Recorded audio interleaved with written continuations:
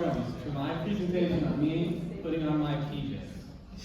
Now, before I start, this has been my hardest ELI probably ever.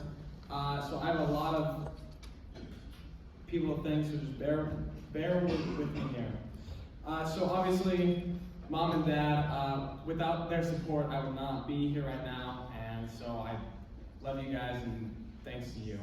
And as well, my 5th period ELI class was always a blast. It was either like a chess day or a mental breakdown day. It was always a blast being in that class, so thanks to you guys. After this, the two, people who helped me with my swim, Phoebe Hayes and the ROTC program at U of I, they helped me a ton with my swim and my confidence in the water. I will talk about them a little bit down the line, but as well, my last three, Rachel Snyder, she got me this little cat thing, so thanks to her, and she also helped me with the clips that you will see in this slideshow, and as well with my big paper at the end of the semester. Lastly, Mr. Lichty for being my evaluator for this project. And then, saving the best for last, my cat Patches. She was my emotional support animal, and I'm going to miss her when I go away because I cannot take her to basic training. A bunch of you are probably a little bit confused on what pajamas have to do with the special forces. Well, to better understand this play on words, PJ is actually code. P stands for parajumper, and J, for some reason, stands for diamond. I don't know why, it's just how it is. While these skills may seem entirely different from each other, both play an important role in what it means to be a PJ. PJs first had their start in 1943 when a disabled C-46 airplane crash landed, stranding 21 people on the China-Burma border. Due to the nature of the crash and the conflict with World War II, a conventional rescue was pretty much impossible for them. So, left with no hope, the stranded men were left with no hope until Lieutenant Colonel Don Flecking and 2 corpsmen volunteered for a paradrop. For months, the lieutenant and his men survived in the wild until they were rescued a few months later. This was not when PJ started, but this planted the seed for PJs today. It would be only 3 years later in 1946 when PJs would be first established in the Air Force. PJs as well saw widespread use in the Vietnam War due to the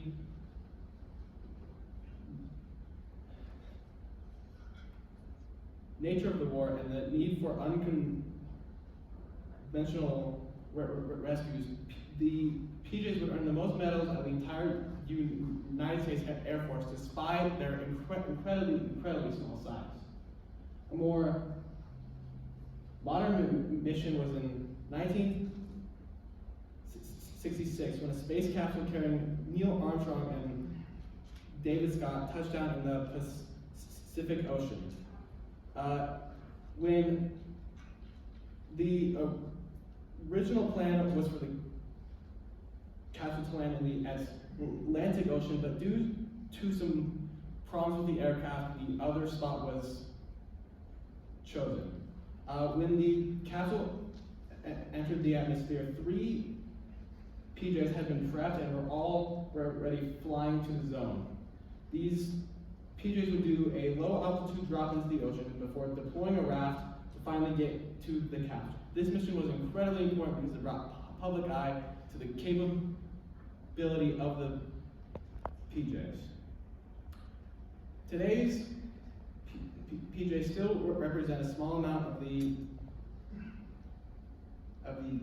United States Air Force, who play an important role in the military, skilled in parajumping, diving, trauma care, mountaineering, combat, and much, much more, PJs represent a jack of all trades in the special forces. But how do you become so elite, and how do you even become a PJ? Well, here is the PJ pipeline. Starting off, everyone goes to basic training. But after this, you go to SWCC, or Special Warfare Candidate Course. This course is about 7 weeks long, but holds some of the most strenuous exercises that are done throughout the entire pipeline, including things like calisthenics runs and lots and lots and lots of swims. After this is Special Warfare Assessment, where the candidates will probably go through the hardest part of the entire pipeline, full of long runs, intense swims, and late nights with almost no sleep. These 4 weeks tend to knock out most of the students in the course. These two starting programs make up the 85 to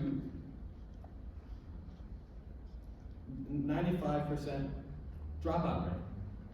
And this is done on purpose, obviously, to take out those who are not completely prepared for the role of being a PJ. But after this, we get into the fun stuff. The pre-dive course is pretty self-explanatory. It's a pre-dive course full of runs, calisthenics, and most importantly, water confidence drills. After this, we get into the combat dive course, where students get hands-on experience with the scuba gear out in the open ocean. Following this, we get even crazier with airborne school, where students start to learn how to parachute out of planes, and they also learn the basic mechanics of an aircraft. Following this is free fall school. This is where students basically get to jump out of planes over and over and over again until they have it down. Following these two insane courses, it gets crazier. SEER training, or survival, evasion, resistance, and escape, teach students how to survive out in the wild and then have them go and do it.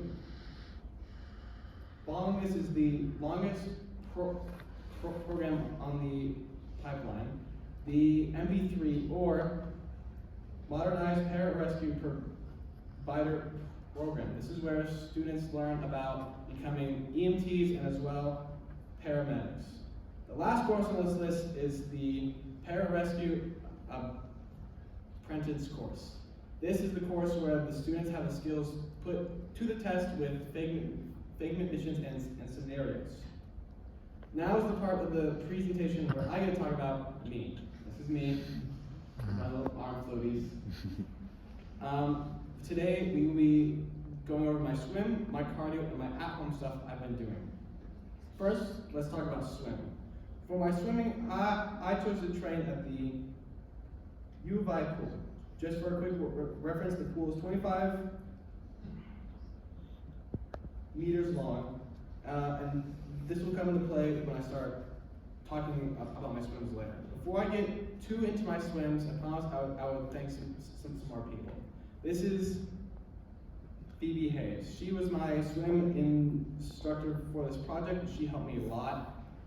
My very first swim ever, I got passed by an old man in a Speedo, and it was really bad. But my first swim with her, my parents paid for it, and after I explained to her my goal, she said to me that she would coach me for free. So massive thanks to her. She helped. If I did not have her, I would still be dragging my butt in the water and be off. And then as well, the ROTC program at the U of I, they invited me to come to their special warfare Wednesdays, where I would wake up at 6 in the morning, be at the pool at 6:30, and we would swim for a whole hour. This was headed by Antonio, right there, and Elias. So big thanks to all these guys. They helped me a lot with my swim, and I'm going to show you 3 of the things I've learned from them. So firstly, bobs. Bobs, basically you act like your hands and feet are tied. You take one breath and you jump in the water to sink down and then push back up. After that, we'll talk about underwaters. It's just a full underwater swim across the entire pool. As I showed earlier, it's a very long pool, so it's all about staying calm and having a good swim style. And then lastly, the egg beater, or a advanced way to tread water. So starting off with my bobs, I'm going to give a little bit of a demonstration here. But for our Special Warfare Wednesdays, we would stand at the edge of the pool and pretend that this is a dive mask, and we would drop it to the bottom of the pool. And then we would have 5 bobs to do a front flip, a back flip, and then grab the mask with our teeth. So, as you see in this clip here, I'm going to be showing off. Showing off my front flip and my back flip. So I sink down and I exhale, and so I sink. I find footing and I do a front flip. This may look easy, but only having one breath between each bob is actually kind of terrifying, and it took me a long time to get a good handle on this. And then here's my back flip. And the reason that they have us do a back flip and a front flip is that the water gets in your nose. And the point of that is to make you comfortable with being uncomfortable. The next slide here is my underwater.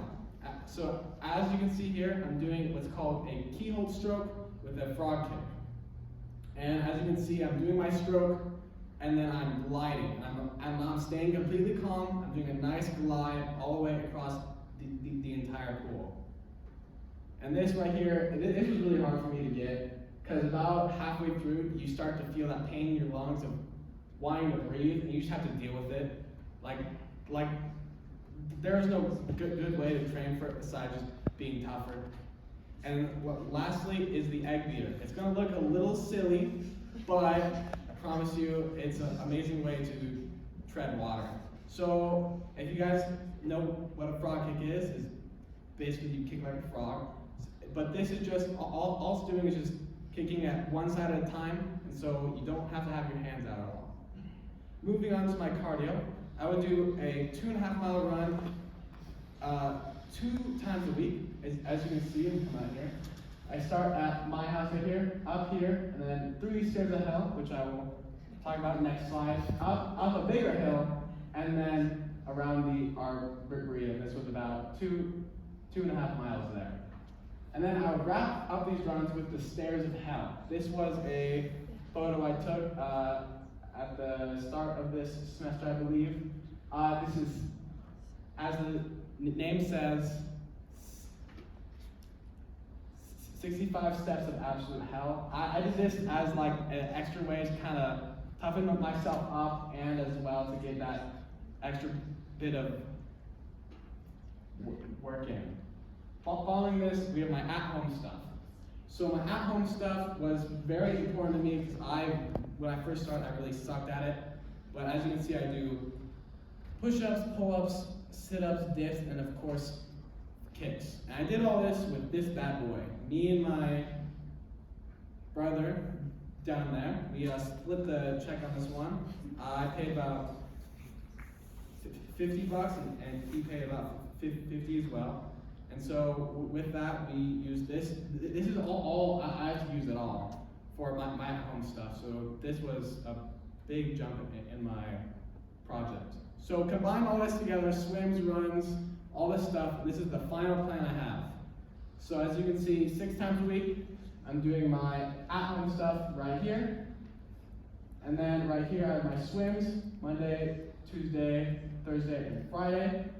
My runs, Wednesday, and then as well, here as well. And then on top of all this, I have weights too with Helbling.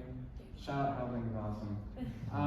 But with all this, I was working out 3 to 4 times a day, 3 times excluding Special Warfare Wednesdays. So this was a lot for me, but let's see if I pass the test. So this right here is the bare bones amount I have to do to get my foot in the door to PJ school. Starting off, as you guys saw earlier, I can do 54 reps now. I as well. Sit-ups, all I have to do is add 10 in 2 minutes. That's pretty easy. I can do that too. Pull-ups, my max is 20, most I've done ever. And my run, as I said earlier, I haven't timed it, but I do 2.5 miles without having to stop. So I know for a fact I can do like 1.5 miles. On top of that, my fastest swim is 9:50, and this is 500 meters, which is about 10 laps, back and forth being 1. And then lastly, two underwaters with 3 minutes of rest. I can as well do that pretty easy now too. So now with all this in mind, I bet you guys think that I'm some sort of crazy, talented kid who just is gifted and didn't really have to try all hard to get this. Well, when I first started out, I'd only do 25 push-ups. I could barely do 10 pull-ups. Like I was struggling on 5. On top of that, I hardly did any abs. My dips were just, we don't talk about them. And I could barely swim. My head was out of the water. My form was awful. I got passed by an old man in a Speedo. I couldn't do any underwaters. I couldn't have my head underwater because it was like, it made me panic. And then as well, I could hardly tread water. I think the first time I tried to do the egg beater, I put my hands up and I immediately started to sink down to the bottom of the pool. And then as well, I came from the sport of wrestling where we only have to do like 6 minutes of cardio, and then after that you're done. And so having to do like a long period of cardio was very hard for me to jump into. But over the course of the semester and through a lot of hard work, I can do 50 push-ups now. I do 15 for reps. Abs are easy now. My dips are getting a lot better. I can easily do 10 laps at the pool. I can do underwaters in a row. I can tread waters for 5+ minutes, and I hardly have to stop at all for the run, unless I have to tie my shoe or something. So with all this in mind, I hope one day that I will be I can say this creed with pride one day. It is my duty as a pararescue man to save life and to aid the injured. I will prepare at all times to perform my assigned duties quickly and effectively, placing these duties before personal desires and comforts. These things I do that others may live. Any questions?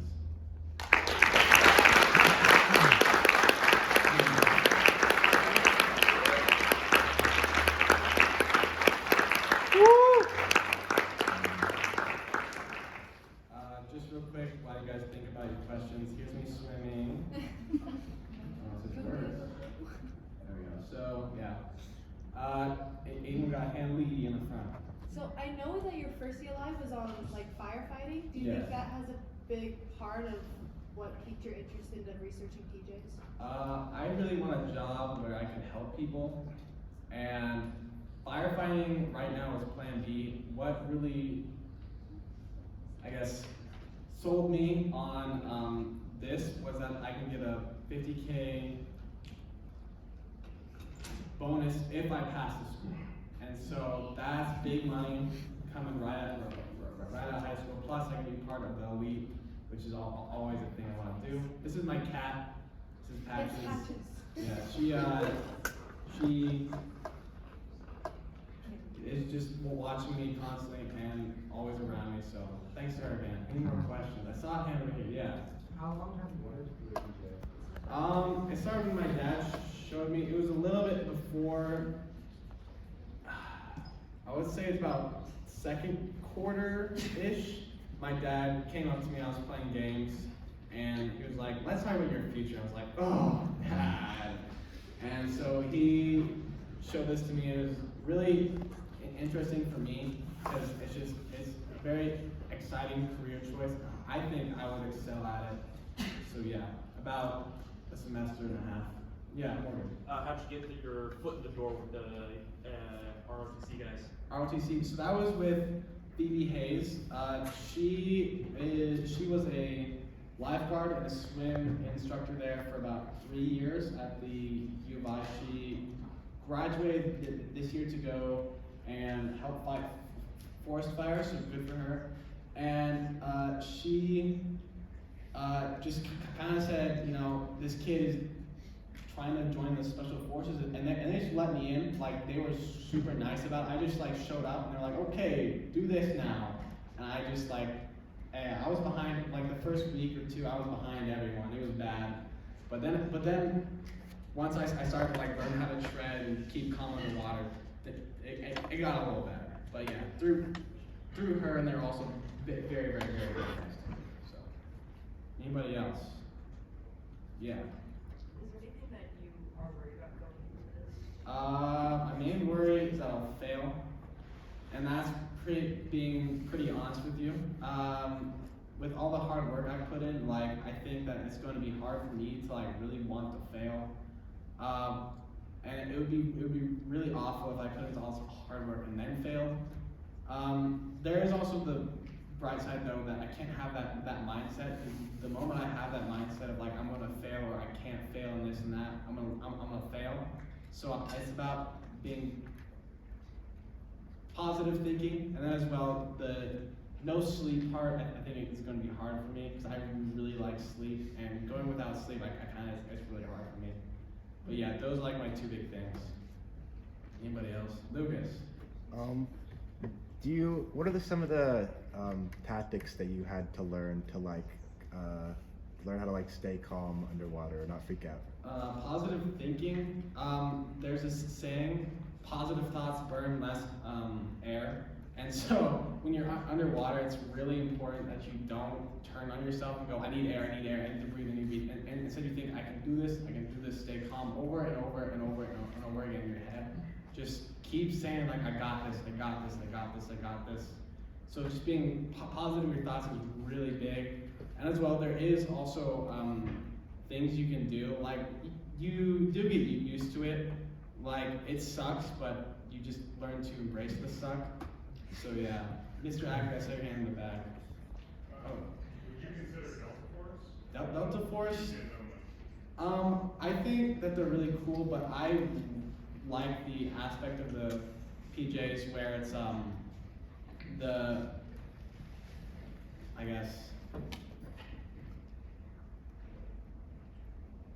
I think I really enjoy the part where I have to help people, and like going out and my main goal not being to kill people but being to help people, I think is a big draw of the job. Also as well, the like practice of being like an EMT and stuff like that, I find really interesting.